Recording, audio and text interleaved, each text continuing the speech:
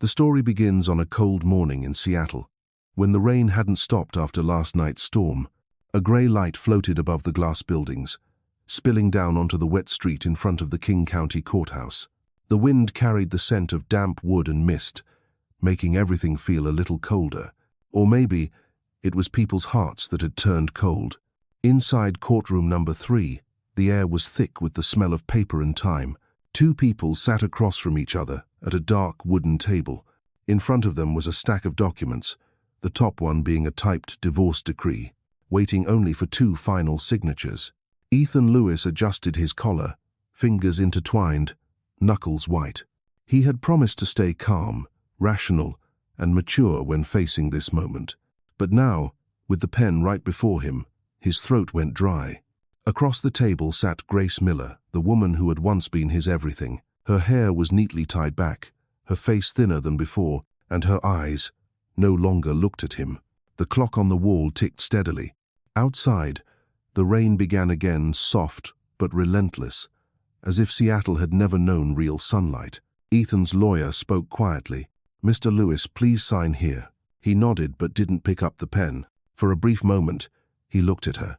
She didn't look back. Grace lowered her gaze, her hand trembling slightly as she held the pen. She wrote her name in that familiar slanted handwriting, then paused, breathed, and signed the final word.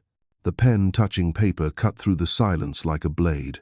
Ethan saw her hands tremble. He knew she was always trying to hide her emotions when they argued. She would choose silence over shouting. He used to think that was her weakness. Now he understood it was the last way a person holds onto their dignity when everything else is falling apart. Grace gently pushed the file toward him when she put the pen down. The rustle of paper against wood sounded dry and final, like a door closing forever. Ethan picked up the pen. His hand felt heavy, fingers cold. He signed his name quickly, decisively, as if doing it fast would make the pain pass faster. Just a few strokes of ink, and it was over. A marriage once full of dreams was now reduced to a single sheet with 2 names. The lawyer gathered the documents, his voice steady. "The paperwork will be finalized within 30 days. Thank you both." No one said another word. Grace stood first, straightened her coat, and picked up her bag. Ethan thought about saying something, a thank you, maybe an apology, but the words stuck in his throat. She walked to the door, paused for just a beat, and said, softly, almost like a breath, "I hope you find what you're looking for." The door closed behind her, leaving emptiness and the sound of rain, falling harder now. Ethan sat there for a long time. Across from him, her chair was still warm, a faint imprint of her hand visible on the table. The lawyer said something, but he didn't hear. All he heard was the rain and the frantic beat of his heart.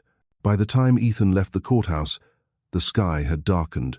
The mist clung to his face, slipping under his collar, cold and sharp. He strolled down the wet stone steps, gripping his umbrella but not opening it. The rain struck his face, as if trying to wash something away, or punish him for something he couldn't name. His car was parked a few blocks away. Sitting in the driver's seat, he realized he still held the file with her signature. He opened it, staring at the quiet line. Grace Miller Lewis. Beneath it, his own name. 2 names that once stood side by side, now separated by a blank space, a space that could never be filled. His phone vibrated. "Michael Paulson. Bro, it's done. You're free now, huh? Congrats, man. Come to the penthouse tonight, and we'll open some champagne. New chapter, new life." Ethan looked out the window. The rain traced down the glass, reflecting the streetlights like faint streaks of blood. He whispered, "Yeah. It's done." Michael laughed. "Good. Forget it all. Leave the past behind." Ethan hung up. He started the engine, but didn't drive. He just sat there, listening to the wipers beat against the windshield, steady, indifferent, like a lullaby from a sad city. Somewhere inside his head, a small voice murmured, "You just lost the most precious thing in your life without realizing it." But Ethan pushed it away. He needed to believe he was right, that the marriage had been a burden, that he had chosen the future. He drove off through the familiar streets, the city lights reflected in the puddles like broken glass. In the rearview mirror, the courthouse grew smaller, like a memory fading away. But the emptiness stayed quietly in the back seat, following him home. That evening, the penthouse of Michael Paulson gleamed with light. Luxury, expensive wine, soft jazz. The glass doors opened to a balcony overlooking a city veiled in mist. Ethan stood there, holding a glass of wine he didn't drink. Michael came over and clapped his shoulder. "So that's it. Now you can focus on the project. No more distractions." Ethan smiled faintly. "Yeah, distractions." From above, the city lights looked like 1,000 glowing wounds. He had thought this was what he wanted: freedom, work, money, a wide-open future. But when Michael said the word freedom, all Ethan could hear was the rain tapping against the glass. After a few polite conversations, he left the party early. The elevator doors closed, reflecting his face cold, distant, unfamiliar. Outside, Seattle was still raining. He drove aimlessly through the streets where they used to walk hand in hand, past the cafe she loved, past the theater where they had their first date. Every place breathed of the past, and every breath made it harder to breathe. He stopped by the Aurora Bridge. The river below was dark, thick, mirroring the scattered city lights.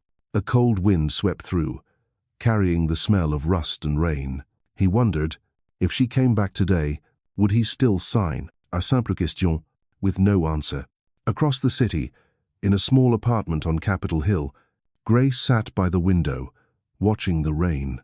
In front of her was a cup of cold tea and the divorce decree lying on the table. She read the words Lewis versus Lewis one more time, then folded the paper. Her hand brushed against her stomach. A sudden, strange ache. Grace sighed. Outside, the rain blended with the distant sound of a streetcar passing. She closed her eyes, telling herself it was over. But when she opened them, her pillow was wet with tears.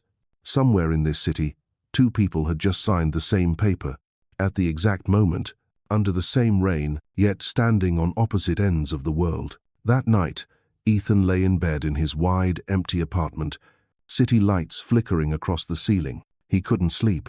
The rain tapped endlessly on the window. He reached for his phone and looked at an old photo. Grace, in a white dress, smiling brightly by the lake. He turned off the screen, set the phone face down, but her image lingered in his mind. "You're free now, aren't you?" he asked himself. But nothing felt like freedom, only emptiness, a void that no city, money, or new project could ever fill. Outside, the rain fell all night, and no one knew that somewhere else, in a quiet room, Grace lay on her side, hand resting on her belly. A tiny, fragile heartbeat had just begun. She didn't know. He didn't know. But from that very moment, their destinies had already shifted toward a future where the life not yet born would become the thread pulling them back together, no matter how long the darkness in between. Mẹ đẻ tôi English đã nói. Part 2. Hollow Rooms. Capitol Hill, Seattle. A misty morning. Cold air slipped through the old window frame, carrying the scent of damp wood and a faint saltiness from the distant lake. Grace Lewis stood in the middle of her newly rented apartment with only a small suitcase and a few cardboard boxes. The wooden floor creaked beneath her feet, each sound a quiet reminder that she was truly alone from now on. The apartment was on the third floor of an old building, its paint peeling, the hallway smelling of fresh paint mixed with cheap coffee. The window faced a sloping street, where fog drifted across the rooftops every morning. Grace stood still for a long time, her hand gripping the key.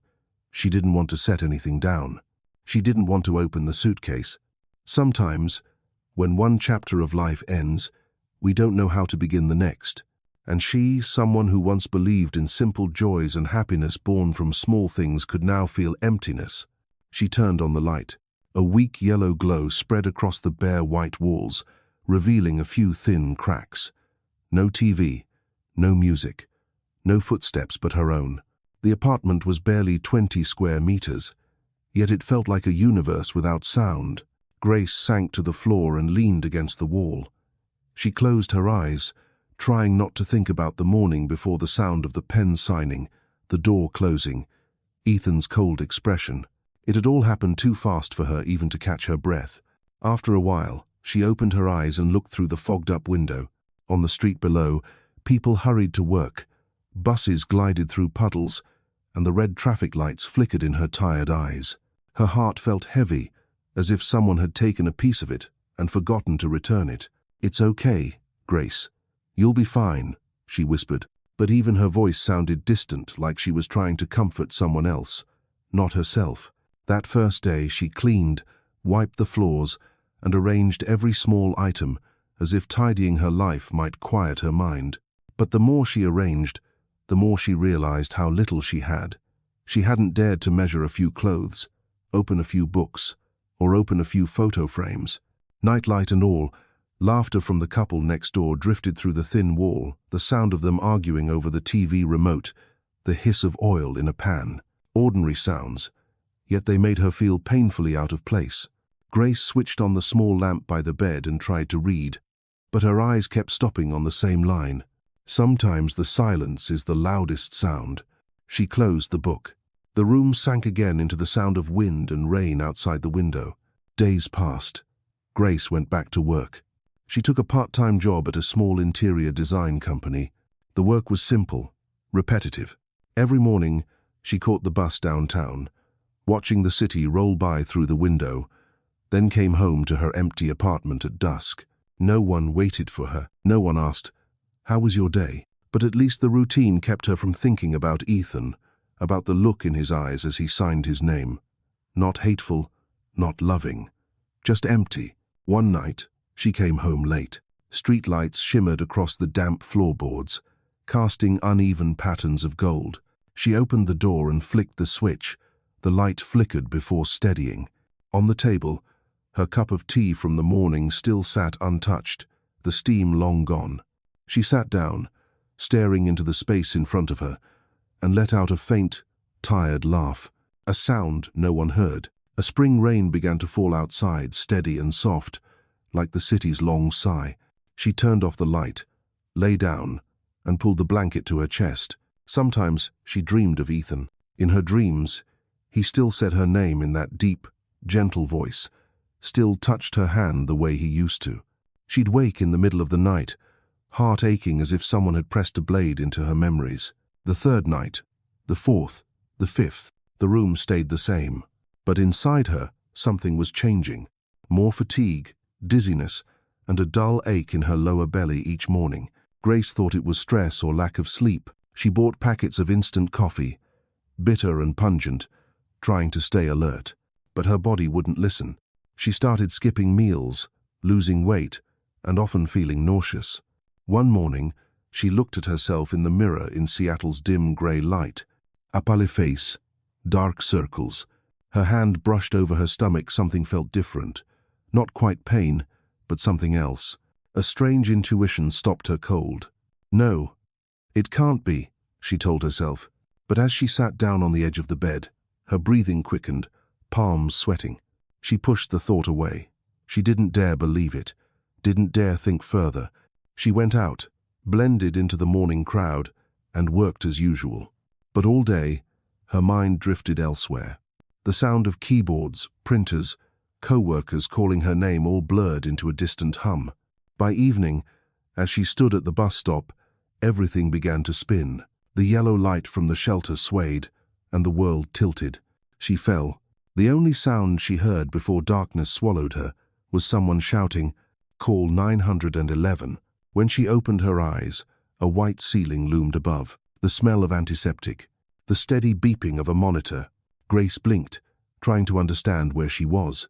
A gentle voice spoke beside her, "You're awake. Don't try to sit up."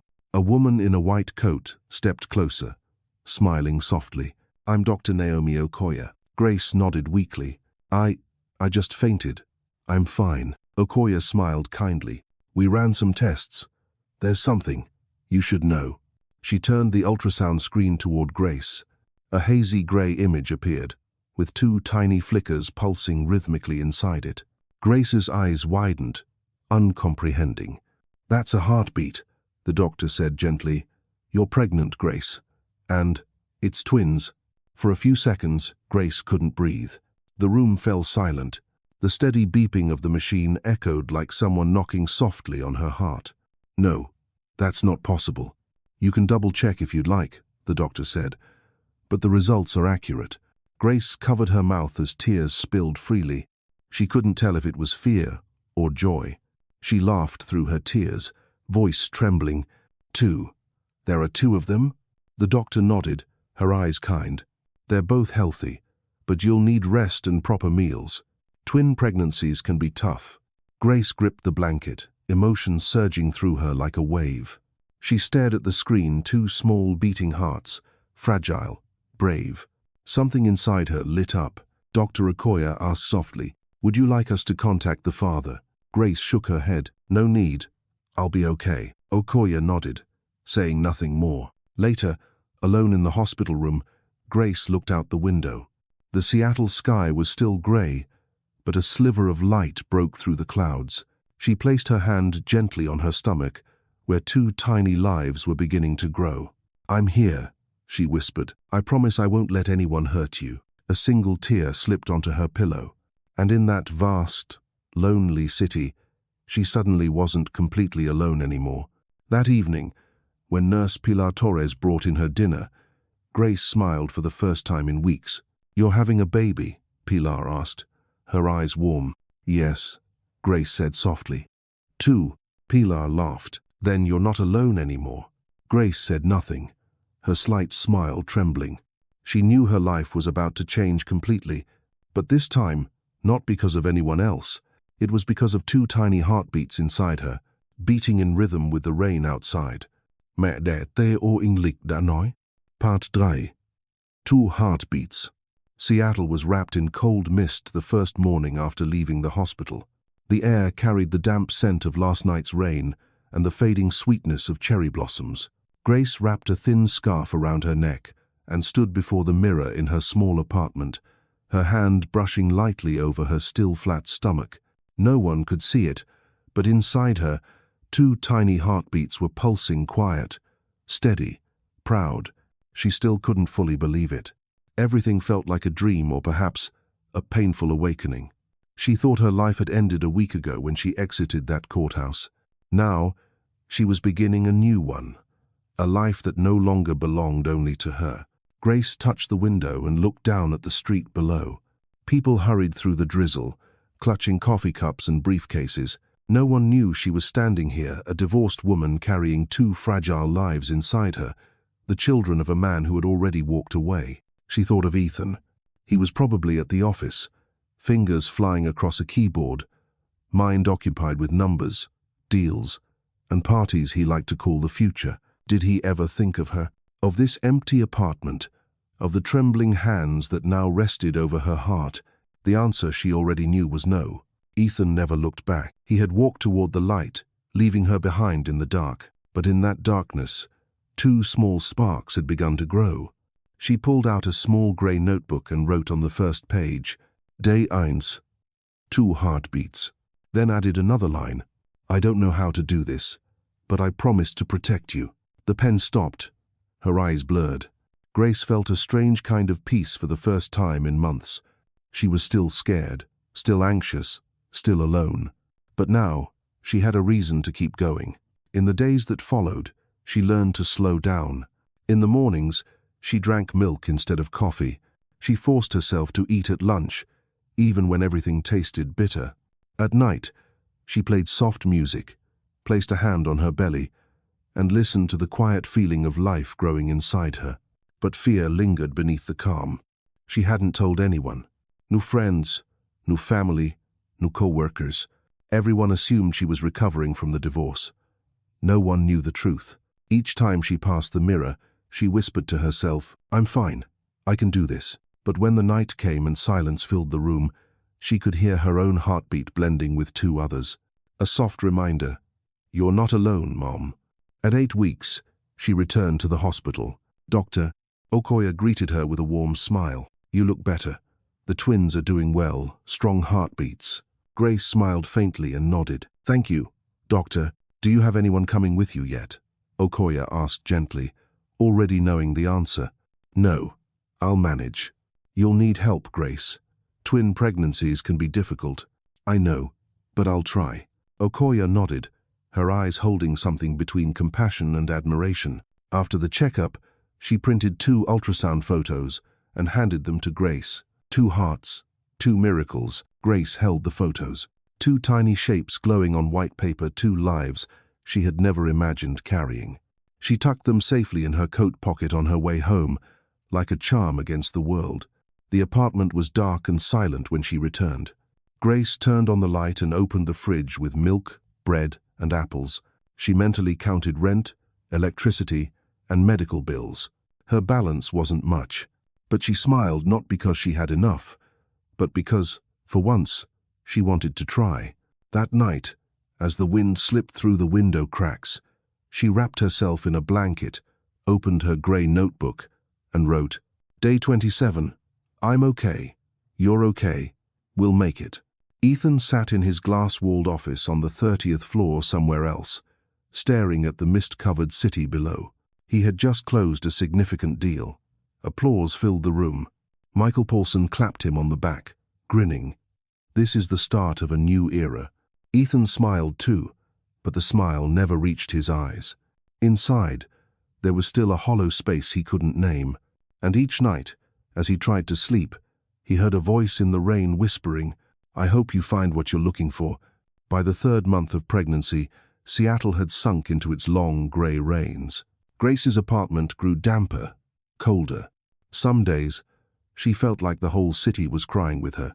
In the mornings, she sat by the window with a cup of warm milk, watching strangers hurry by. Her belly had started to show slightly. Only she could see it. Only she could know. She'd stopped working at the office, too tired, too dizzy, and followed Dr. Okoya's advice to rest. Fortunately, she'd found a remote data entry job. It didn't pay much, but it was enough. She set up a small desk by the window, surrounded by papers and a few potted plants from the market. The plants wilted quickly in the damp air, but she kept caring for them, as if to remind herself that everything could survive, if loved long enough. Sometimes, Pilar, the young nurse from the hospital, would visit. She brought bread, juice, and gentle conversation. "Do you have any family in Seattle?" she asked. "No." Grace smiled. "Just these two little ones. You're powerful. I don't think I could handle what you're doing." "People only find strength when they have no choice," Grace said softly. They sat in silence for a while, watching the rain. "If you ever need someone to go with you to your appointments," Pilar said, "call me. I'm free on Saturdays." Grace nodded, her eyes glistening. Sometimes, a small kindness is all it takes to make someone cry. That night, lying in bed, she felt the first flutter inside her. A faint ripple under her skin, then stillness. She smiled through tears. "I felt you." "Was that you?" she whispered into the dark. No one answered, but deep inside her, 2 heartbeats pulsed in rhythm with her own, 3 steady notes in the long symphony of fate. Days passed, and her body weakened. She ate less and slept poorly. She looked in the mirror each morning, paler, thinner, darker around the eyes. She hid her fear by cleaning, writing, whispering to her unborn children. "It's raining again today. You know, Seattle never really dries. Maybe it understands people's hearts." She laughed lightly, her voice trembling. On her way to a checkup one afternoon, she waited under an awning as the rain came down hard, heavy drops striking the pavement like bullets. She pulled her coat tight and bowed her head, and then she saw him, Ethan, standing across the street beside Michael, both of them laughing, holding steaming cups of coffee, looking relaxed, content, untouched by any storm. Grace froze. The rain hit her face, cold and sharp, but she didn't move. Her stomach tightened, a mother's instinct to protect. She didn't know what to do, whether to call out to him. Her heart pounded, fingers gripping her bass strap. A part of her wanted to run across, to scream, "Ethan, do you know, I'm carrying your children." But she stopped. He was smiling, a calm, easy smile. She turned away, walking quickly into the crowd, hiding her tears in the rain. No one noticed. No one knew. Only the wind carried the scent of coffee and the ache in her heart. Back home, Grace opened the drawer and took out their old wedding photo that night. She stared at the 2 faces smiling in the summer light. Now, all that warmth had turned to winter. She flipped the photo face down and whispered, "You don't need to know. I'll raise them on my own." She broke down then, but this time, Her tears weren't only from loss, they were from strength, the quiet, unyielding strength of a mother. Outside, the rain kept falling. On the table lay the ultrasound photo, 2 glowing dots, still growing, still brave. Grace placed her hand over her belly and whispered, 2 heartbeats, 2 miracles. As long as I'm breathing, I'll keep you safe. Somewhere in the city, Ethan sat in his high-rise apartment, listening to the rain tapping against the glass, not knowing why his chest suddenly felt heavy, as if someone had whispered his name in the dark. He stared into his glass of wine, his reflection pale, unfamiliar, hollow. A distant rumble of thunder lit up the sky, and he realized there was no one left to share the silence with. Spring passed in mist and rain. Seattle drifted into May, when azaleas bloomed red along the slopes of Capitol Hill. Grace's apartment looked the same, small, damp, but filled with a strange warmth. Her belly had rounded. It could no longer be hidden, though she still wore loose shirts, walked softly, spoke little. Every step was measured. Every night was a quiet conversation between her and the 2 little lives inside her. "We're okay, aren't we?" she would whisper. "I know you can hear me." There was never an answer, only a gentle movement under her skin, as if in reply. When Seattle's rare sunlight slipped through the morning curtains, she made warm milk, set the cup on the table, and played soft piano music. The silence in the room gained rhythm, gained breath. She started talking more, not to people, but to space itself, as if afraid that silence might swallow her whole. "Mom's a little tired today," she would murmur, "but I'll eat properly. Dr. Okoye will scold me if I don't." She chuckled, her voice warm but trembling.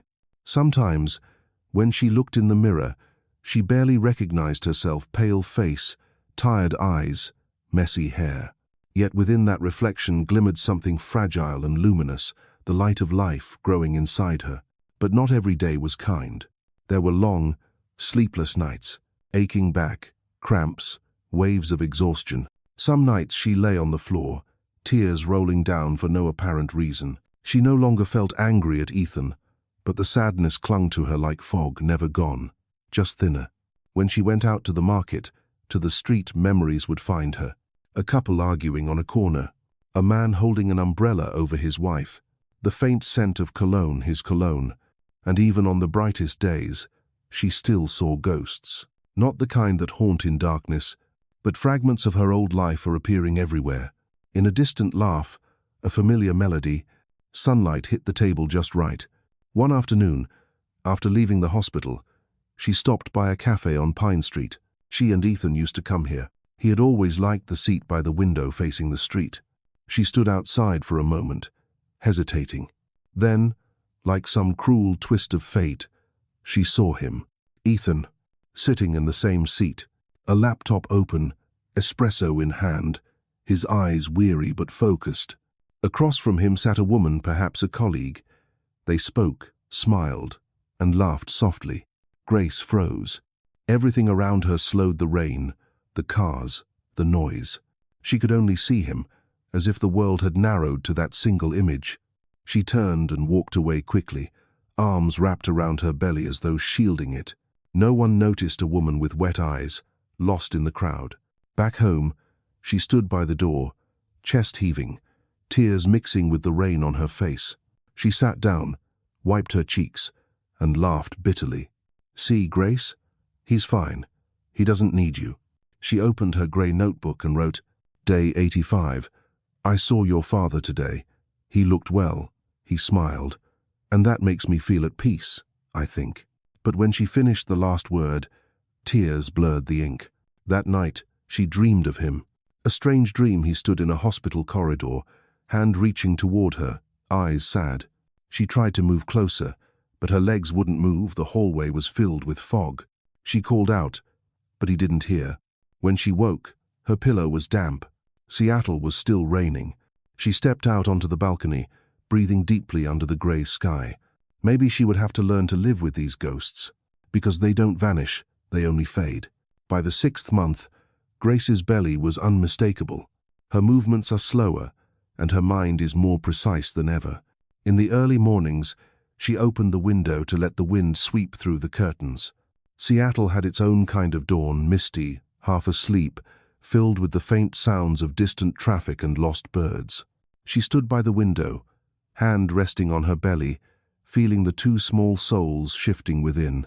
She thought about names. 2 boys. She'd learned that at her last checkup, when Dr. Okoye had smiled and said, 2 little gentlemen, strong and stubborn, just like their mother. Grace had laughed through her tears. Since that day, she'd called them my boys. She read to them daily not fairy tales, but passages about hope. She believed that even unborn, they could feel her voice, breath, and heartbeat. One day, she whispered, we'll walk these rainy streets together, and I'll tell you about this city where it never stops raining, but love still manages to grow. Sometimes Pilar dropped by, bringing soup, fresh bread, and warmth. You look better, Pilar said once. There's light in your eyes now. Grace smiled softly. Maybe it's because I'm not afraid anymore. But on long, damp days, when the city seemed drowned in mist, loneliness crept back. She missed Ethan's hand on her back, his voice calling her name in the dark, the scent of him coffee and cedarwood. One evening, she received an email from her old company, a congratulatory note on a significant project Ethan had just completed. She stared at the line. Ethan Lewis, CEO of Lewis and Paulson Architects. Her heart clinched, not from jealousy, but from memory. She shut the laptop and walked to the window. Across the street, her neighbors were hanging string lights, laughing softly.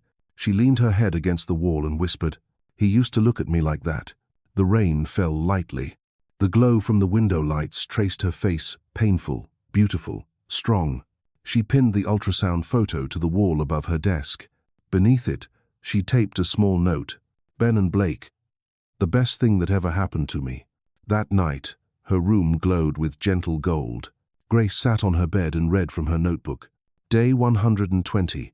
I feel you both moving more now. Maybe Ben, maybe Blake, I don't know. But I can feel you living. I won't give up, even if I have to walk this road alone. She closed the notebook, rested her hand on her belly, and closed her eyes. Outside, the rain fell softly, another heartbeat joining the 3 within that tiny room. Somewhere across the city, Ethan stood alone in his office, his reflection caught in the glass adrift among neon lights. He had just signed another deal, another victory. Michael laughed and congratulated him, and when Michael left, the room turned hollow. Ethan looked out at the rain and remembered a morning long ago. Grace brought him coffee, smiling as she said, "You're great at working, Ethan. But remember to live sometimes." He laughed now, a dry, empty sound. He had everything he'd ever wanted, except for the only thing that had ever mattered. Outside, Seattle blurred in fog, and in a small apartment on Capitol Hill, 3 heartbeats still pulsed. Beneath the dim light of a bedside lamp, the ghosts in daylight lingered, but they no longer frightened her, because now, Grace had learned how to live with them, to live with her memories, and with the love that once was. July in Seattle was never truly summer. The rain still came without warning, cold, relentless, and the rare sunny days disappeared as quickly as lightning. Grace was nearly 7 months pregnant. Her belly had grown full, her skin pale, her eyes hollow. Every morning in the mirror, she saw a different woman staring back, no longer the bride in white or wife, sitting in a courthouse. She was someone else now, someone who had walked through darkness and was still fighting breath by breath to keep life alive inside her. Dr. Okoye had warned her, "Twins are never easy. Your body is working twice as hard. Don't push yourself too far." Grace had nodded, but she had no choice. Her remote data entry job barely covered rent, food, and vitamins. She rose early, worked until noon, rested briefly, then worked again until evening. At night, she often woke from light cramps or the sound of wind sneaking through the window, half expecting to hear someone whisper her name. Pilar still came by every weekend, helping with chores, cooking soup, and bringing stories from the hospital. "Grace, you need more rest. You look pale as a ghost." "I'm fine. Just tired." "Tired? You are a ghost." Grace laughed weakly. "Seattle's full of ghosts, Pilar. I'm just fitting in." They both laughed, but Pilar's eyes betrayed worry. Before leaving, She always left a bag of food, some vitamins, and a small note. Don't forget you have someone to call if you need. That night, Grace stared at that note, long before sticking it on her fridge. Someone to call, a simple phrase that felt like a miracle. Days blurred into one another. She no longer counted by calendar dates, only by the number of times the babies kicked. Every movement made her smile even through the pain. Good morning, Ben. Blake. The names escaped her lips like prayer, but her body had begun to betray her. The dizziness came more often. She couldn't sleep, couldn't keep food down. Even walking across the room sent her heart racing. One morning, while typing, her vision went black. She gripped the table, gasping, chest tightening as though invisible hands were squeezing her lungs. Her hand went instinctively to her belly. "It's okay. I'm okay," she whispered. But her body didn't listen. The world tilted. When she came to, she was on the floor, her back slick with sweat. The clock showed nearly noon. Grey light filtered weakly through the window. She crawled toward the bed, trying to stand. A sharp pain shot through her lower back. For the first time, she was terrified. Not for herself, but for the two small lives depending on her heartbeat. She reached for her phone to call Pilar, but her hands trembled. It slipped and clattered to the floor, the screen glowing faintly as it rolled away. She staggered after it, everything spinning. A voice in her head whispered, "Don't faint, don't give up." She crawled to the door, cracked it open, praying someone might hear. From the hall came only muffled music from a neighbor's apartment. She knocked weakly, whispering, "Help, please." Her voice was so faint that she could barely hear it. She collapsed, one hand clutching her belly, and felt a sudden, violent movement inside. Then warmth, blood, a spreading red stain on the wooden floor. Her world dimmed, her heartbeat faltered, and in that fading moment, she thought of Ethan, not with anger, but with longing. If only you knew. Then the darkness swallowed her whole. The first sound she heard was the steady beep of a monitor, a long drawn-out tone, then silence, then another. The smell of antiseptic, footsteps pounding against Thiele. She couldn't open her eyes. Someone shouted near her ear, blood pressure dropping. "Start transfusion." Another voice urgent but controlled. "She's losing too much blood. Both fetuses are in distress. Prepare for emergency surgery." It was Dr. Okoye. Grace wanted to speak, but her throat was dry, her lips heavy. Amid the chaos, she recognized Pilar's trembling voice. "Doctor, we're out of AB negative blood in storage. I called the reserve center, and they said 2 hours is minimum." 2 hours is too long, Okoye snapped. "Torres, pull her old file, see if there's any family match." Footsteps faded down the hall. The room buzzed with movement, with panic disguised as precision. The surgical lights reflected in Okoye's calm but fierce eyes. "Stay with me, Grace. Hear me? Breathe. Deep breath. For your boys. Do you understand?" Grace heard, but couldn't answer. The world blurred. Her own heartbeat sounded far away. In another room, Pilar flipped through papers with shaking hands. The only listed relative is Ethan Lewis, who is an ex-husband. She froze. On the monitor, the mother's and baby's heart rates wavered too fast, then too slow. "No more time," she whispered. She grabbed the phone and dialed the number in the file. Once, twice. No answer. She called again. Still nothing. Downtown, Ethan was having dinner with Michael. Golden lights, wine glasses, polite laughter, the easy noise of successful men. His phone buzzed unknown number. He glanced at it, frowned, and ignored it. Pilar bit her lip and dialed a third time. The ringing seemed endless. Ethan sighed, finally picking up. "Hello? Who is this? Mr. Ethan Lewis?" "Yes, speaking. This is Nurse Pilar Torres from City General Hospital. Grace Miller Lewis is in critical condition. She's lost significant blood, and we're out of AB negative supply. You're the only compatible donor listed." Silence. The wine glass froze halfway to his lips. What did you say?" "If we don't get blood within the next 30 minutes, both she and the babies won't make it." The words hit him like a lightning strike. Michael frowned. "Ethan, what's wrong?" Ethan shot to his feet, the chair clattering behind him. Grace. She's. He couldn't finish. He just ran, out of the restaurant, into the storm. On the phone, Pilar could hear his ragged breathing, the rush of wind he was running. Please hurry. Emergency entrance. City General. I'm on my way, he shouted, his voice breaking as thunder cracked overhead. He dove into his car, engine roaring to life. Rain hammered the windshield as he tore through the streets. Lightning flared across the skyline. Red lights blurred through sheets of water. His pulse thundered in his ears. Images flickered in his mind. Her signing the divorce papers, the door closing, her laughter under the summer Sunday. Grace, you were pregnant? Tears mixed with the rain. He couldn't tell which was which. All he knew was this: if he didn't reach her, she would die, and he would never forgive himself.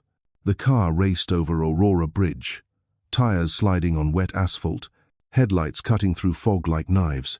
He gripped the wheel tight, whispering, "Please, don't die. Not again." Thunder rolled. Each second stretched like a lifetime. When the hospital lights appeared through the storm, he slammed the accelerator. The emergency gates opened, just as the rain came down in torrents. Pilar was waiting, soaked to the bone. When she saw him, she exhaled in relief, voice trembling. "You made it. Thank God." Ethan said nothing. He followed her through the white corridors echoing with chaos machines beeping, wheels clattering, voices calling orders. At the end of the hall, Dr. Okoye turned, met his eyes, and nodded toward the transfusion room. "We need your blood. Now." He didn't hesitate. He stripped off his coat, rolled his sleeve, and offered his arm. "Take as much as you need. Just save her." The crimson flow began, running through clear tubing under fluorescent light. Outside, the storm raged on, and Seattle held its breath, as if the whole city knew that, at that moment, something immense was about to change. The emergency room doors burst open. Rain kept hammering against the hallway windows, loud, urgent, like the city's heartbeat. Ethan stumbled in, breathless. Harsh white light flooded the room, and the sharp smell of disinfectant stung his nose. A nurse hurried over, inserting a needle into his arm. His blood, dark, warm, alive, began to flow through a clear plastic tube. On the bag, AB was printed in bold black ink. One of the rarest blood types, and now the fragile thread keeping Grace alive. Dr. Naomi Okoye appeared, calm and steady, the kind of composure forged from years on the edge between life and death. "Mr. Lewis," she said briefly, "we're transfusing your blood directly into her. She's lost over half her volume. We have no reserves left. You're her only chance." Ethan nodded, his lips trembling. Is she going to make it?" "I don't know yet," Okoye replied, her voice level, firm. "She's in emergency surgery. The babies have been delivered, but they're both in critical condition." He froze. "Babies? Twins? You didn't know?" He couldn't speak. The words sliced through him like glass. Images came flooding back the courthouse morning, her trembling hands, the sound of her pen on paper. She had been pregnant, even as he'd walked away. She never told me, and you never asked," Dr. Okoye said quietly, her tone cutting but not cruel. "She came here alone. No family, no friends. If someone hadn't found her in time, she and both babies would be gone by now." The tube shuddered softly with each beat of his heart. Ethan stared at the rising bag of crimson, a lump tightening in his throat. "She's still alive? For now. But I can't promise how long it will last." The words hung in the sterile air like a sentence waiting to fall. Every second felt like he could hear his own blood moving into her veins, not as love, but as penance. Outside, the storm raged. Streetlights flickered. It felt as though the entire city was holding its breath. In the operating room, Grace lay motionless, skin pale, lips cracked, monitors beeping frantically. "Increase flow rate," Okoye ordered. "Prepare adrenaline." A nurse's voice broke the rhythm. "Her pulse is fading, doctor. We're losing her." "No," Okoye said sharply. "She still has 2 children. She won't give up. Keep compressions going." The monitor flatlined a single, cold, unbroken tone.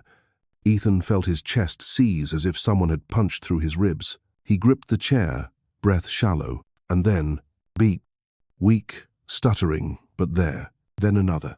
And another. Steady. Okoye exhaled. She's back. His blood had reached her. Pilar glanced at the second filling bag and whispered, almost like a prayer, "Thank God." In the neonatal ward, 2 tiny bodies lay side by side in incubators. They were so small that an adult's hand could nearly cover their chests. Their skin was thin and translucent, but beneath it were 2 faint, stubborn, steady heartbeats. One nurse murmured, 7 months, twins, mother, nearly gone. I don't know if they'll make it. Don't say that, another said softly. They have a father now. A father? Where is he? Out there giving blood for their mother. Both nurses fell silent, watching the fragile lives beneath the glass. One baby twitched, a tiny finger curling as if reaching for someone unseen. In the donor room, the transfusion ended. Pilar wrapped his arm carefully. We'll keep monitoring her. You should rest, Mr. Lewis. He shook his head. I'm not leaving. She'll be in recovery. No one can go in. I know. I'll wait. He sat down on the cold metal chair, the hum of machines filling the still air. He looked at the white bandage on his arm, at the red stain spreading through the gauze. He remembered another red once ink on a divorce paper, cold and final. This red was different, warm, alive. All his ambitions, his deals, his wealth, none of it meant anything now. He wanted only one thing, to hear that she was breathing. Now he understood freedom had never been about walking away. True freedom was the courage to hold on to what you feared losing most, and to love it properly. He leaned his head back against the wall. His blood was inside her now, flowing, binding, saving. The invisible thread between them pulled taut again, not by fate, but by life itself. 3 hours later, the surgical lights dimmed. Dr. Okoye removed her mask and exhaled. She's stable. She made it. A nurse smiled through tears. The twins are breathing on their own now, doctor. Good. Bring in the father, the donor. I need to speak to him. Pilar hurried down the hall. When she saw Ethan still sitting there, she touched his shoulder.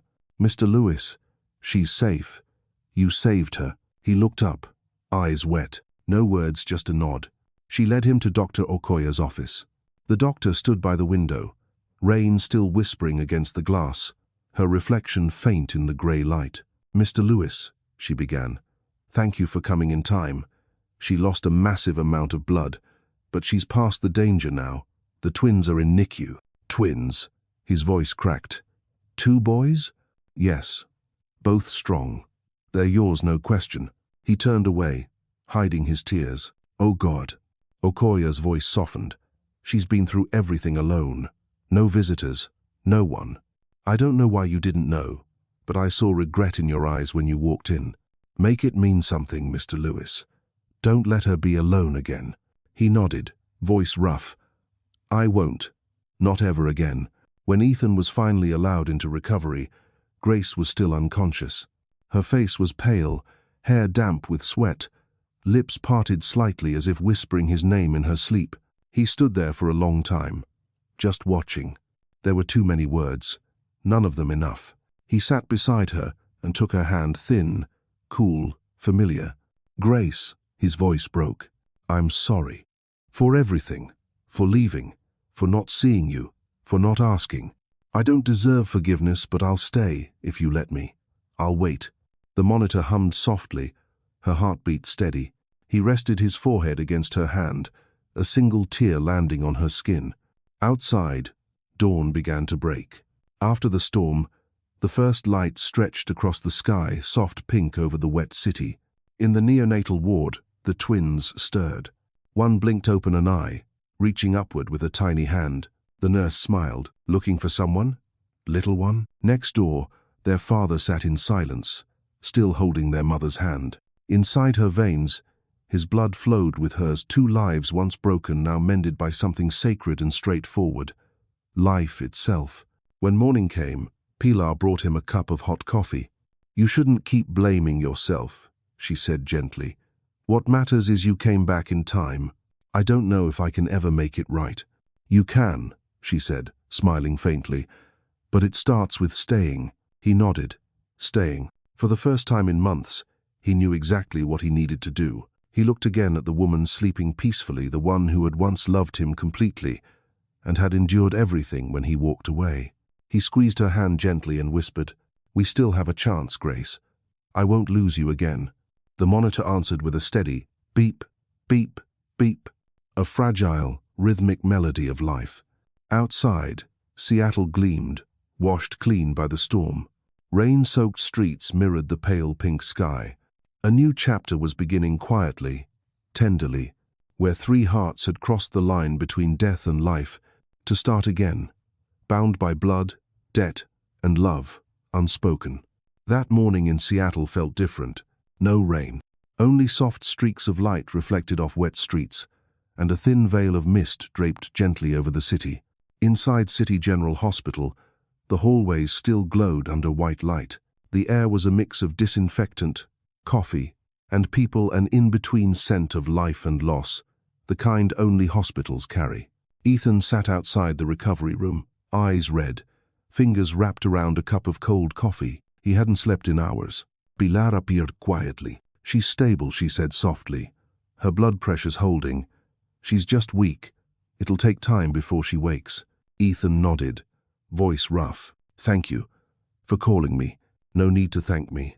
Pilar smiled gently. "I just did what she deserved." Then she touched his shoulder. "Would you like to see the babies?" He looked up. His weary eyes flickered like a man glimpsing light after a long night. Can I?" Pilar nodded and motioned for him to follow. They walked down the long corridor, white light glinting on the polished tiles. Each of his footsteps echoed, steady but unsure, like he was crossing into a world he'd never imagined himself part of. They stopped before a glass door labeled NICU, Neonatal Intensive Care Unit. Inside, the light was dimmer, hushed. The rhythmic beeping of machines filled the silence, the faint pulse of tiny lives. Rows of incubators glowed softly. Inside them, fragile bodies curled beneath wires and blinking lights. Pilar led him to the far corner. "Here, Ben and Blake Lewis." Ethan froze. Two babies, side by side, each in a separate incubator. They were impossibly small skin, thin as silk, lips pale pink, their entire hands no bigger than his thumb. On the monitor, twin heartbeats flickered. Beep, beep, beep. A broken melody, but alive. He pressed his palm to the glass, his hand trembling. No sound came, only tears sliding down his face. "My sons," he whispered. "My boys." Pilar spoke softly behind him. "Grace chose to keep them, even after we warned her how dangerous it was. She said, 'I can't give them up. They're the only part of me left.'"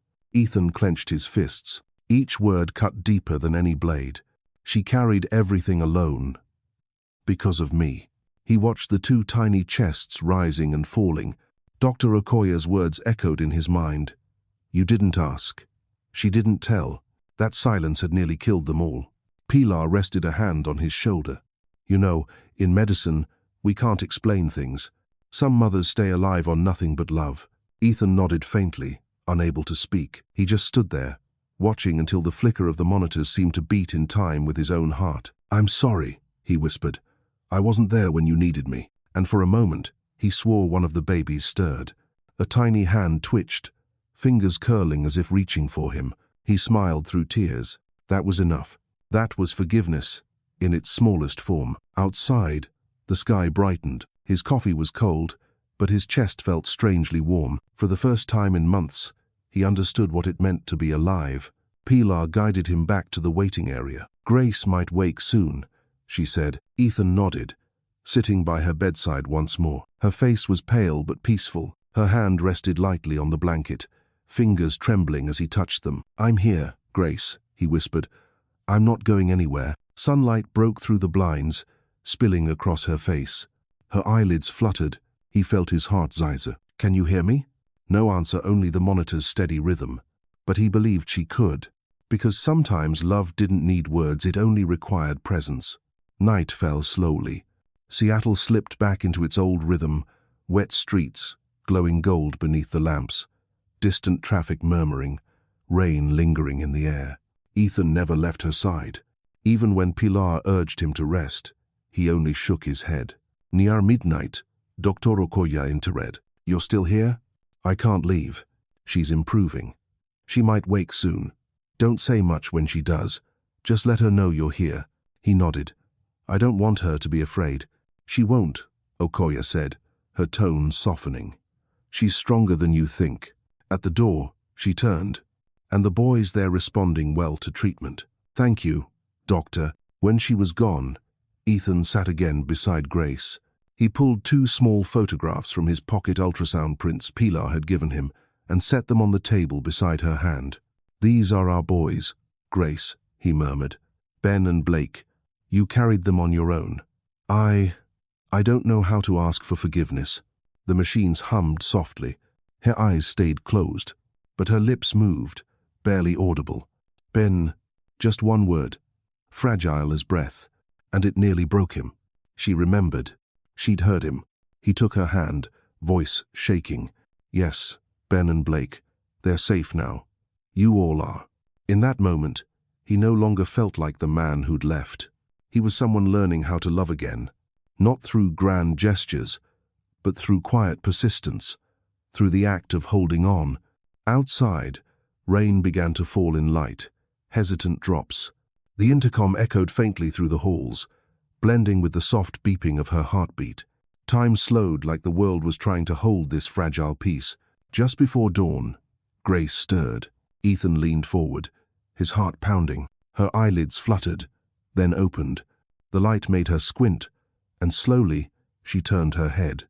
Their eyes met. Neither spoke. The silence between them was heavy, but warm like a bridge rebuilt in stillness. She blinked, her voice barely a whisper. Ethan, why are you here? He swallowed hard, gripping her hand. For you. For the boys. Her eyes filled with tears. You know? I know. And I came too late. She said nothing, just let the tears fall. He lowered his head, pressing a kiss to her fragile fingers. I'm sorry. For everything. But I'm here now, Grace. I'll stay until you tell me to go. She let out a faint laugh through tears. I already told you to go, remember? I don't listen anymore. A tear slipped from her cheek onto his hand. He whispered, You're stronger than I ever knew. Thank you. For keeping them alive. She took a deep, shaky breath. Promise me, if anything happens to me, you'll raise them. Don't, he said quickly. No more if. We'll raise them. Together. She looked at him, her gaze tired but full of faith. In her eyes, something had both broken and healed. Outside, dawn crept over the horizon. Light spilled through the window, touching their joined hands. A new morning. A new beginning. In the quiet, they both heard it. The faint monitor tones from the NICU next door. 2 steady, strong heartbeats. That's them, Grace whispered. I know, Ethan replied. And after all the nights of pain and silence, after every mistake and every storm, they finally listened. To the voice in the night, not of the past, but life is calling them back again. That morning, sunlight slipped through the thin white curtains, painting soft gold stripes across the cream-colored wall. The whole hospital felt lighter somehow, footsteps, rolling carts, murmured conversations blending into a quiet, living symphony. Grace woke for the second time. This time, there was no stabbing pain, no blinding panic, just exhaustion, stillness, and a hand. That same hand had held hers through the night. Warm, steady, trembling slightly but never letting go. She turned her head. Ethan was still there. His eyes were sunken from sleeplessness, hair disheveled, shirt wrinkled, but his gaze wasn't cold for the first time in a long time. Good morning, he said softly, voice low and hoarse, as if afraid to disturb the fragile peace around them. I'm still alive, she whispered, half joking, half in awe. He smiled, tired, but real. You are, and so are the babies. Tears welled in her eyes. The babies, her voice broke. I was so scared to lose them. I know, Ethan said, tightening his hold on her hand. But you didn't lose anything. You kept everything alive with your own life. She turned her face away. You shouldn't be here, Ethan. If I weren't here, you wouldn't be anywhere for me to find. That stopped her. She glanced down at his arm at the white bandage still wrapped around it. I gave you blood. AB negative. They said I was the only match. A shaky laugh escaped her through tears. You always find a way to save me before I can hate you for it. He said nothing, because between them, words like sorry were too small now. The silence between heartbeats spoke louder. After a while, she whispered, I want to see them. The doctor said this afternoon. Are they okay? He nodded, eyes lighting up. I saw them. Tiny, fragile, but beautiful. I don't know how you did it. I didn't, she said faintly. They chose to live. I was just lucky enough to live with them. He bit his lip, unable to answer. He stood, straightening her blanket, then walked to the window. Outside, Seattle's sky was a clear blue, washed clean by days of rain. The sun was rising over Lake Union in the distance, shimmering gold. He looked out, murmuring almost to himself, It's been so long since I've seen light like this. She tilted her head. Have you been living well, Ethan? Since you left? No. I've just been existing, he said quietly. I thought I wanted freedom, but it turns out what I left behind was freedom itself. Grace watched him for a long moment. Something in her eyes shifted, not forgiveness yet, but a quiet peace, replacing exhaustion. Ethan. Yeah? Don't make promises today. I'm too tired to believe them. But if you truly want to stay, then stay. Not out of guilt, not out of duty. Just because you want to. He nodded. No grand vow, no drama. Just a simple, honest nod, the truest one he'd ever made. That afternoon, the sunlight turned honey gold. Pilar entered with a young nurse, gently pushing 2 small incubators. Inside them 2 tiny angels, pink and sleeping, wrapped in soft blankets, knit hats covering their heads. On each wristband, Baby A, Ben Lewis. Baby B, Blake Lewis. Grace broke down the moment she saw them. She reached out, stopped halfway, afraid her touch might shatter the miracle before her. You can touch them, Pilar said kindly. They're waiting for you. Ethan stood behind her, silent, watching her reach out to the life she'd carried alone, the life he had once walked away from. Grace brushed a trembling fingertip against Ben's tiny palm. He gripped it, just a reflex, but enough to make her sob like she'd never cried before. Hi, sweetheart, she whispered. It's Mommy. Ethan bowed his head. Tears fell onto his clasped hands. Pilar quietly stepped out, leaving them in a room filled with golden light. Grace turned to him. I'd chosen their names long ago, she said softly. I never thought I'd get to tell you. I know, he murmured. Pilar told me. Ben and Blake, beautiful names. I picked them because I wanted them always to belong together. 2 hearts, 1 rhythm. He looked at the twins and whispered, just like their parents. She turned away, but the corner of her mouth curved slightly, a fragile, fleeting smile, but real. Outside, the sun lowered, painting amber streaks across the window pane. The light touched her hair, turning it into a halo, radiant and delicate. Ethan knew that no apology would erase the months she'd spent alone, but he also knew this was where he would begin again. By her bedside, in the first light of a late summer afternoon, where the deepest pain had somehow become the root of something new. Night fell slowly. Seattle cooled again, the lamplight splitting their shadows across the tiled floor. Grace slept peacefully after the nurses wheeled the babies back to the NICU. Ethan stayed beside her, staring at the empty chair across the room, the one he should have filled all those months ago. He remembered the courthouse, the smell of old wood, the sound of the pen, her voice saying, I hope you find what you're looking for. He'd found it, and lost it. Only now did he understand, love doesn't die in a single day. It dies in every silent moment when one person needs a word, and the other says nothing. A knock at the door. Pilar peeked in. The boys are doing well, she said with a smile. The bigger one, Ben, opened his eyes when he heard his mother's voice. Really? Ethan's eyes lit up. Really? Babies like that, they know. She turned to leave, then paused at the doorway. She's lucky, you know. And so are you. Not everyone gets a second chance. When she left, the room fell into stillness again, just breath, wind, and the quiet rhythm of 2 hearts that had once broken each other. Ethan bowed his head and whispered, Thank you for not dying, for giving me another chance to live, this time for real. Days passed. Grace was moved to recovery. Her body was weak, but her spirit steadied.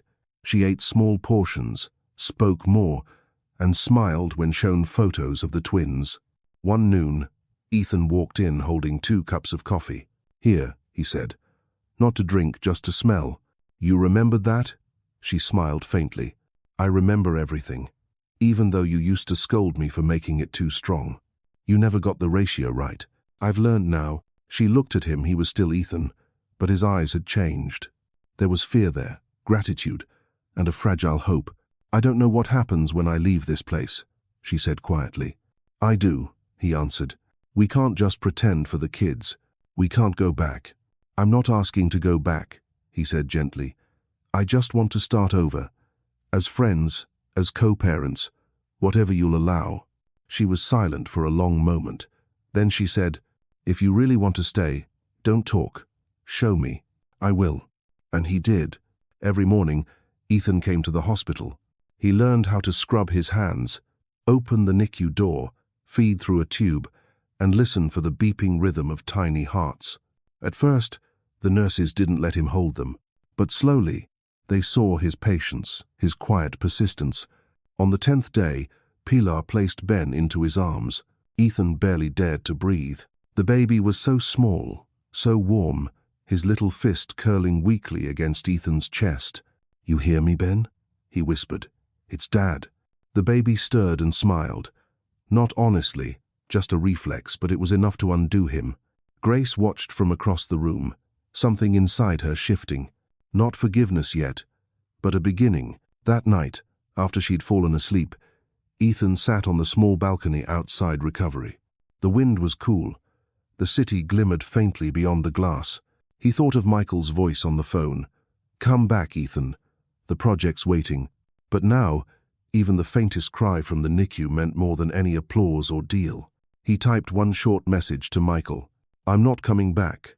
I have 2 reasons to stay." Then he switched off his phone and looked up at the sky. Between drifting clouds, a thin crescent moon appeared. Ethan smiled softly. For the first time in years, he wasn't running anymore. Seattle's night fell cold and fast, like an exhale that turned to frost. There was no rain, yet the air still carried that damp scent the city never seemed to lose, the smell of things that never thoroughly dried. Inside the neonatal intensive care unit, the light was soft and sterile, a cool white glow spilling over rows of incubators. Everything was hushed, except for the rhythmic beeping of monitors. Beep, beep, beep. That sound, half comfort, half terror, was the only proof that life held on. Grace sat by the glass wall, hands clasped tightly in her lap. Her face was pale, but her eyes carried a fragile light that flickers inside a small lamp on a long, dark night. Inside the incubators, her 2 babies slept, tiny fists curled, their whole bodies smaller than a breath of warmth. Ethan walked in, holding 2 steaming cups of coffee. He handed one to her gently. "Don't drink it," he said. "Just hold it, for the heat." She nodded, wrapping her hands around it, letting the warmth seep into her fingers. "Ben's sleeping better tonight," she murmured, eyes still fixed on the glass. "Yeah. And Blake too," he said softly. 2 little fighters. They stood there together in silence. It wasn't the tense silence they once knew. This one was quieter, humbler, a silence of acceptance, and 2 people learning to trust again. "Ethan," she said after a while, her voice barely above a whisper. "Yeah? I still don't know how to forgive you. But when I look at them," her eyes softened, "I think maybe God's giving us another chance. Not to go back, but to live better than before." He looked at her for a long moment. "I'm not asking for forgiveness," he said. "I just want to stay if you'll let me." "Then stay," she replied, still watching the incubators.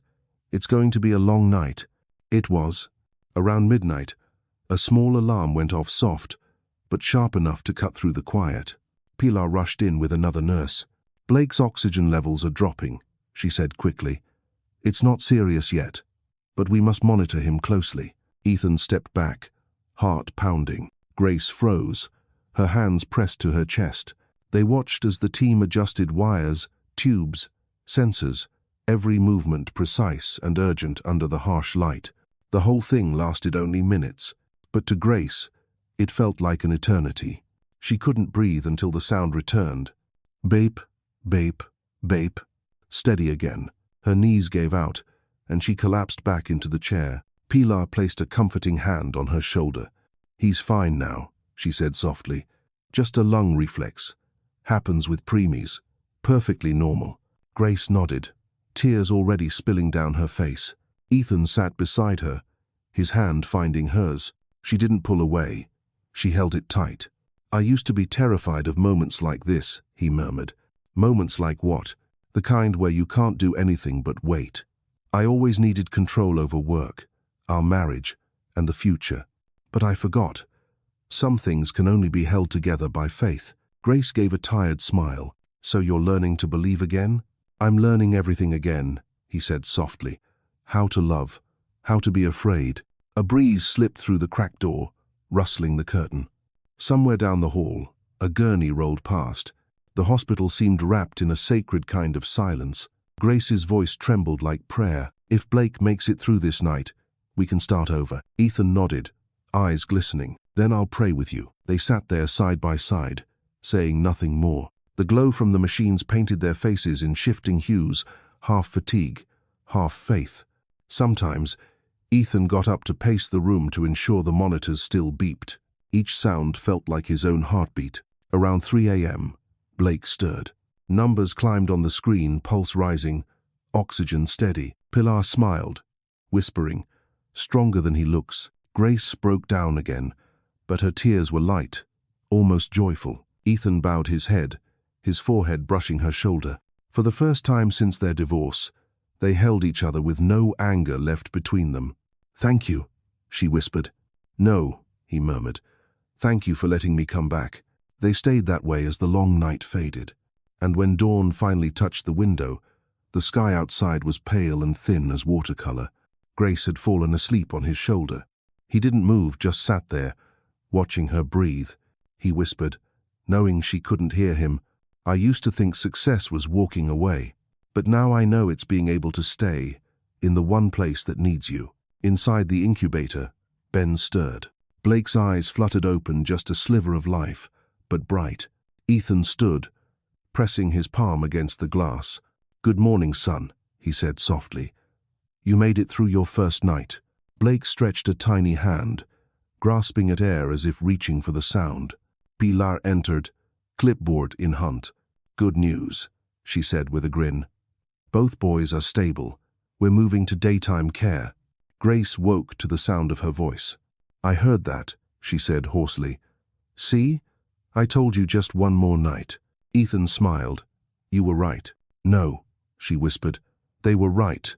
Maybe. All of us were." He sat beside her. They said nothing more, just watched their sons breathe. Two small lives holding the weight of their redemption. Grace was allowed to hold them for the first time a few days later. Ethan stood by, hovering nervously, helping with the blanket as if it were made of glass. She lifted Ben first. He was impossibly small, but the world balanced in her arms. "I remember my first ultrasound," she said softly. "When the doctor said twins, I didn't believe it. I thought it was a mistake. But when I saw 2 heartbeats, I knew no matter what happened, I'd keep them both." "I wish I'd been there," Ethan said quietly. "No," she replied gently. "You couldn't have been. If you were, maybe I wouldn't have found the strength to make it through." He didn't answer. She hadn't said it to wound him, it was simply the truth. You must walk on some roads alone to learn the value of walking together. Ethan rested a hand on her back. "When you're discharged, where will we go?" "I haven't thought about it. I have a small house in Queen Anne, near the park. Bought it after the divorce. I guess it reminded me of you." "Why keep it?" "Maybe I was waiting for forgiveness, even if I didn't believe it would ever come." She looked at him, her gaze calmer than before. "If you want to make things right, start small: diapers, bottles, sleepless nights. Can you handle that?" He chuckled, voice rough. "I used to sign $1 million contracts. If it means learning to mix formulas, I'll study it like a new language." She laughed, quiet, but genuine. 7 nights later, All four of them shared the same room. Grace is in bed, Ethan is in the chair, and the twins are in their cribs. Outside, Seattle rain returned soft, steady, familiar. Sometime after midnight, Ben began to cry. The first real cry since leaving the NICU. Ethan jumped up, fumbling with bottles and blankets, spilling milk down his shirt. Grace opened her eyes, watching him clumsy, frantic, but gentle. "I have no idea what I'm doing," he muttered. "You're doing it right," she whispered. She sat up, guiding his hands, and they changed the diaper together. The room filled with the scent of milk and sleep and life. When Ben finally quieted, Ethan held him close, patting his back. "You know," he said softly, "I think I just found the most beautiful sound in the world." "What's that?" "The sound of our child breathing." She looked at him, her gaze softening. "Maybe. I'm starting to believe you've really changed." He set the baby down gently, turned to her. "I'm not changing for forgiveness, Grace. I'm changing because I can't stand another day of being who I was." She didn't answer, just watched him. Then, almost to herself, she said, "We'll have many nights like this. I know. Are you afraid?" "No.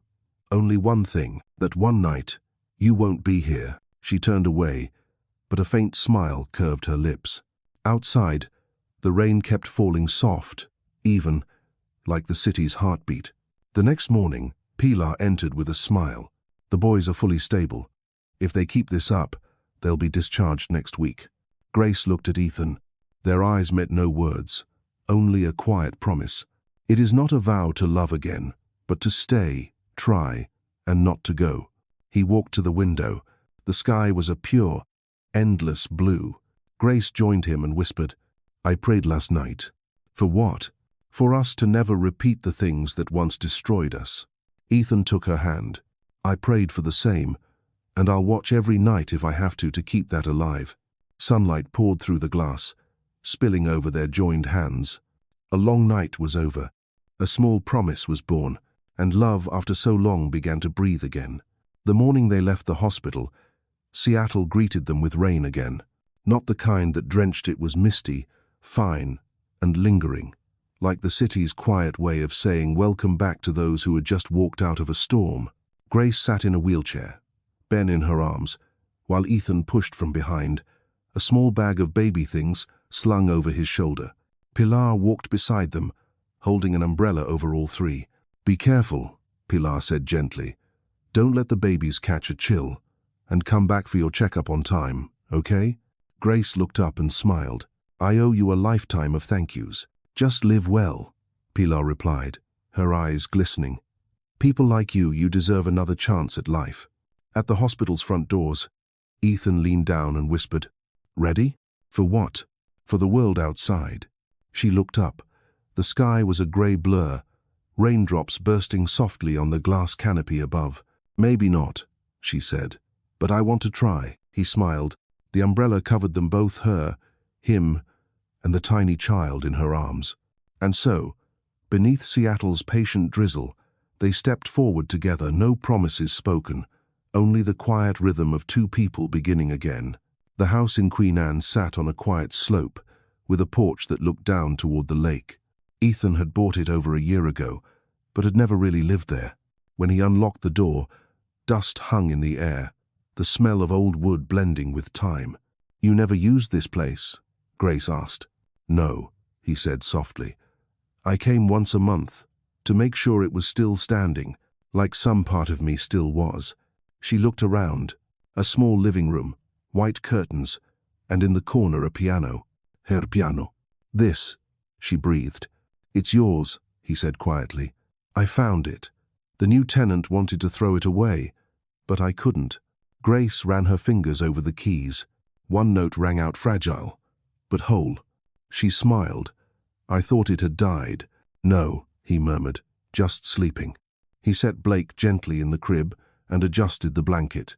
Every movement was careful, slow, uncertain but full of meaning. Grace watched him, realizing something strange. The man before her, the one who had once broken her heart, was now the same man piecing it back together, not with words, but with small, deliberate acts.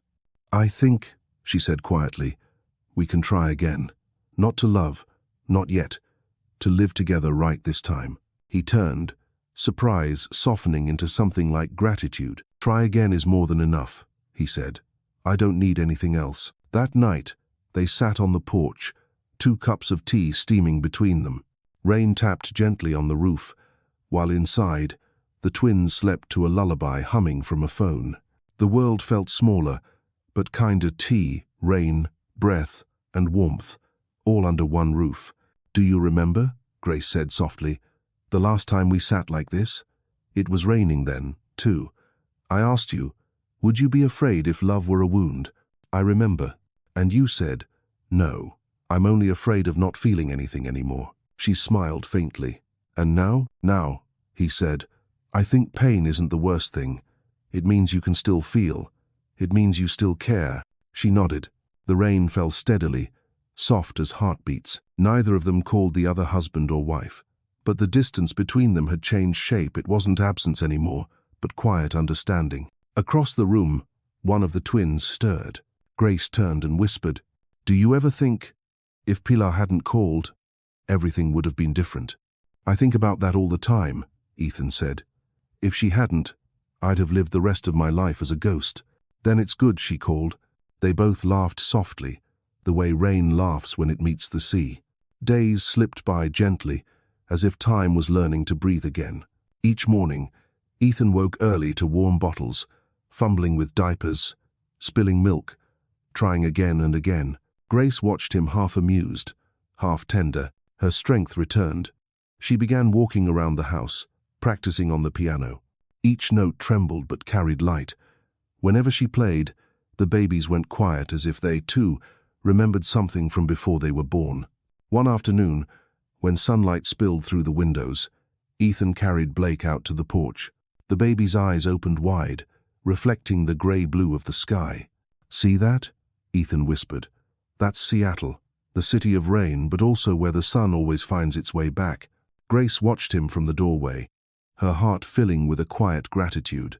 Not perfect happiness, but peace, the kind that comes after surviving. She knew they might never be who they once were, but they were no longer what they used to be. After the twins were asleep that evening, the house smelled of soup and candlelight. Ethan placed an envelope on the table. What's that? She asked. My last contract, he said. I resigned. Sold my shares to Michael. You're sure? That company was everything you once wanted. I don't want to trade everything anymore. I'd rather keep this. He nodded toward her and the 2 sleeping miracles down the hall. She didn't know whether to laugh or cry. So, what now? I'll start small, he said. A little studio, maybe. Work when the babies nap. The rest of the time, I want to be here. She looked at him, her voice a whisper. I don't know what our future will look like, Ethan. But I know I don't want to live afraid anymore.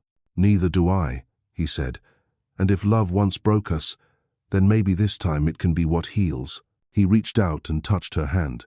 Not a proposal, not a grand beginning, just a touch enough to say we're still here, still breathing, still bound by the same blood that now ran through 2 small hearts sleeping nearby. On these pushed the Stoffel Weekrif, the park near the house on the first sunny day in weeks. Green grass, golden light, the faint salt of the sound in the air. Ethan walked beside her, hands in his pockets, eyes on the twins' tiny movements. Strangers smiled as they passed.